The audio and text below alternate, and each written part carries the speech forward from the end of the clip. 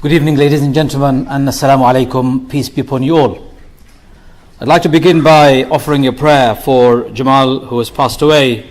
May God have mercy on his soul and grant him the highest of rewards, and his family and friends patience, and the civilized world the endurance to be able to put up with this horrifying experience. Freedom is what we all want, but freedom is the first thing and the first right that is denied to the masses across the world by the despots and the dictators, especially in countries like Saudi Arabia. Jamal Khashoggi has stood for freedom, he wrote for freedom, he died for freedom. I believe Muslims in the Arab world and the Muslim countries have forgotten the real experience of freedom, because for decades they've lived under illegitimate rulers, dictators and despots, monarchs who have systematically dismantled all aspect of freedom from society. Jamal Khashoggi was championing freedom for the people of Middle East. What he couldn't achieve in his life, he was able to achieve this by his death. May God have mercy on his soul. There is no freedom of worship, there is no freedom of expression or speech or participation in those countries. Ordinary people live in constant fear of their lives and remain absent from public discourse. Freedom has become a figment of their imagination. Jamal Khashoggi lived for freedom, wrote for freedom, and died for freedom.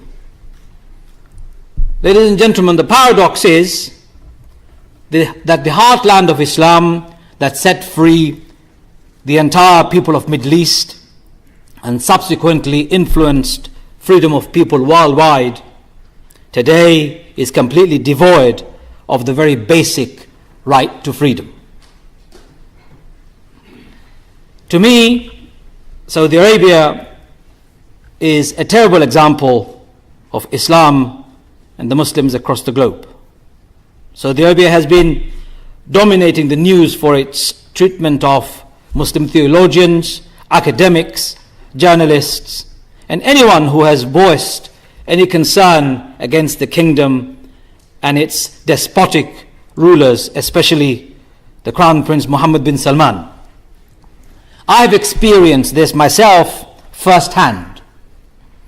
I've been an Imam in one of the Saudi-funded mosques in London for 22 years. My contract with them was that I would speak freely without anyone reigning or telling me what to say. All the previous dictators and despots tolerated my freedom. But Mohammed bin Salman has shown a very different attitude towards even people like me. I received my marching order the same week Jamal Khashoggi was killed, because I spoke up against it, because I wrote against it, and I delivered sermons in other mosques against this brutal behavior.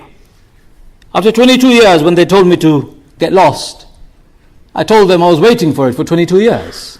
It's a badge of honor that you have told me to go. I was only serving because people there wanted me, not because the authorities wanted my speech or my freedom.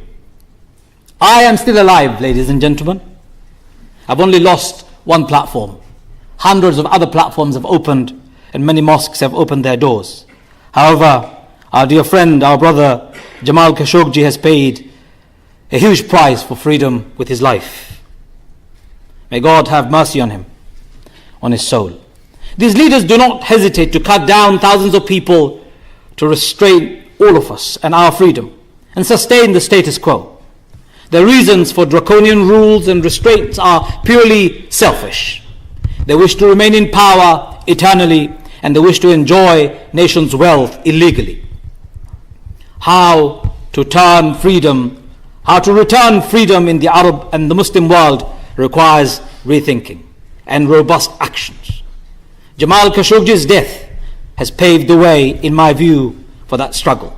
It has paved the way for our governments to shed its double standard and hypocrisy, its cover-up and its arms deals. Britain, America are at the forefront, and I'm ashamed of our government's stance and its silence.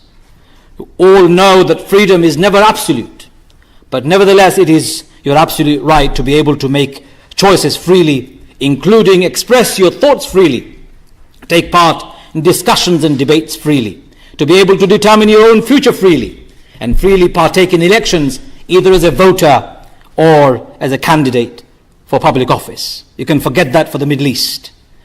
Hasn't happened. And when it did happen in Egypt, Saudi Arabia and some of the other culprits bankrolled the destruction of democracy and supported return of the Pharaoh, the dictator general Sisi.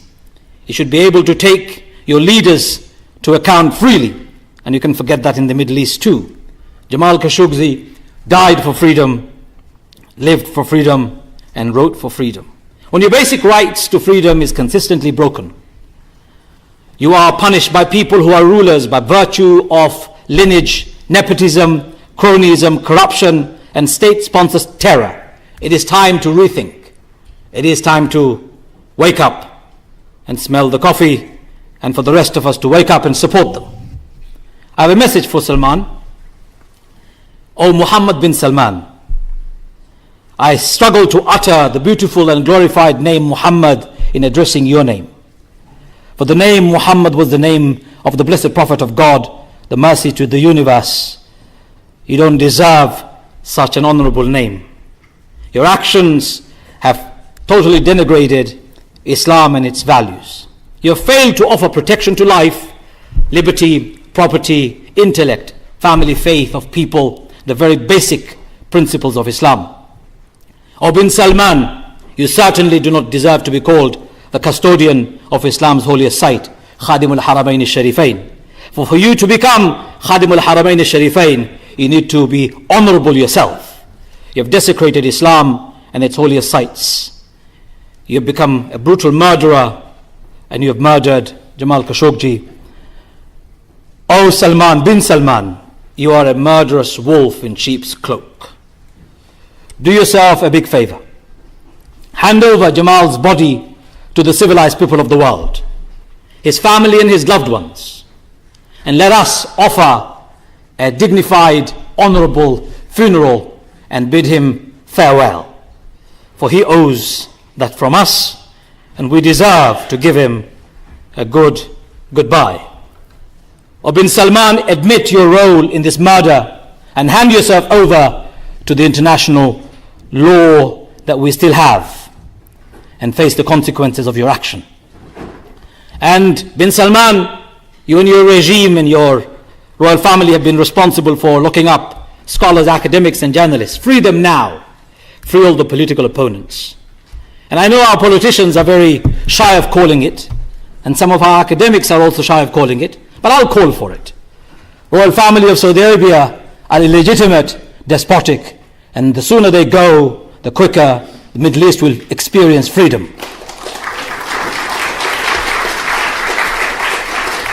We should not support them ever, for they do not have any legitimacy. We should give back the local people the right to freedom, local people the right to vote for their own leadership and to determine their own future. May God have mercy on the soul of Jamal Khashoggi. May God have mercy on you, my dear sister Khadija, and the families who have lost their loved ones.